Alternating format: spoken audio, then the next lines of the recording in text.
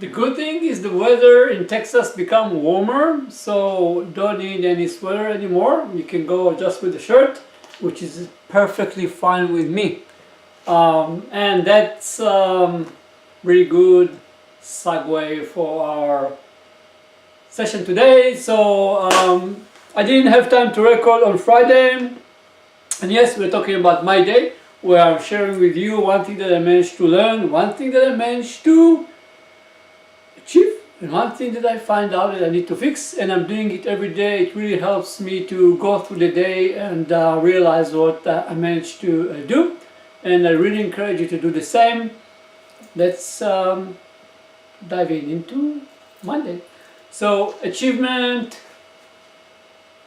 Over the weekend I realized that there's a very nice model. Well, it took me a lot of time to realize it, but the weekend I kind of wrote it down, and today I published it. So there's a need for both chaos and order for business to survive. And although we as human beings prefer order much more, and we try to shy away from order, in reality we need both of them. So obviously if you stay just with chaos, you know that you're going to end up very badly very fast. But the paradox is that if you're going to stay with order all the time, you are going to end up in the same place. Both just being order or just being chaos are problematic. And the reason is that when you are shifting between chaos and order and chaos, which is a cyclic way that happens all the time, it generates a lot of energy. This energy, this tension between the chaos and order, is actually the energy that drives the business forward. And without this tension, you're reaching equilibrium and then you die.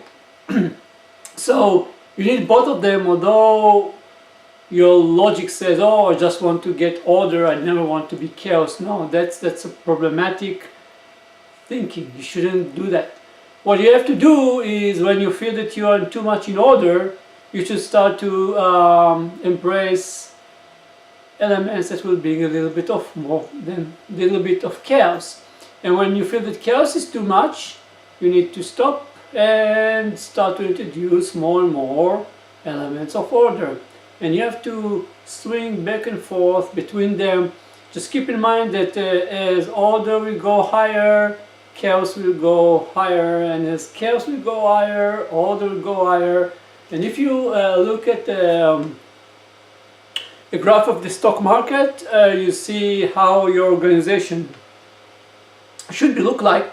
If you're going through chaos and order, you also will see in a graph of the market from 2020 up until now, where the market went through chaos and order all the time, but eventually it's keep on growing. So that's the model I published today.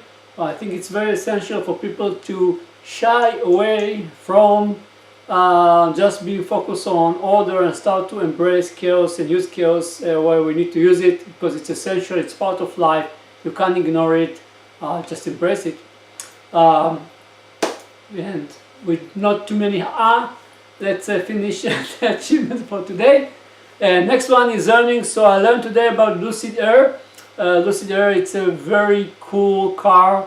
It feels like it put Tesla in the back of the pockets. Much more nicer, modern, also technology spec much more better, and convenience.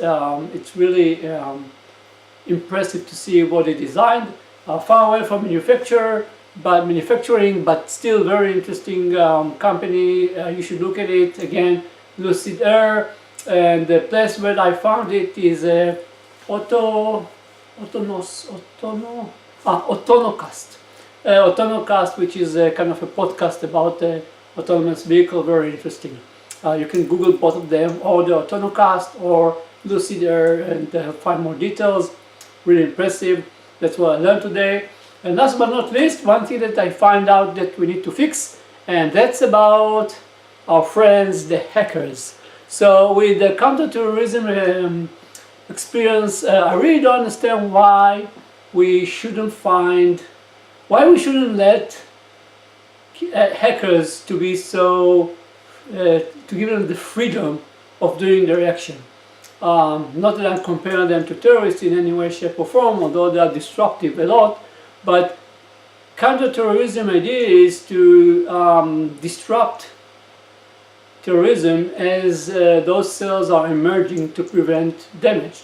So why not to take the same idea and to set up an agency that would disrupt hackers as they are emerging into groups and started to create damage.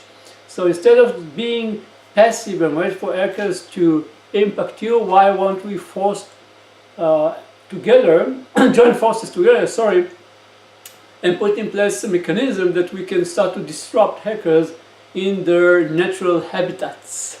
I think this is something that we need to fix. We need to be on top of it, and we need to find a way how to, as organizations, as companies, as businesses, how to better protect yourself by being more active and less passive.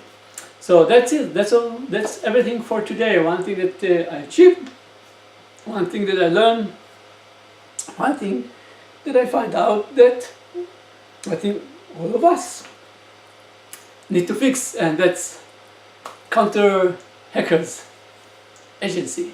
So that's all for today.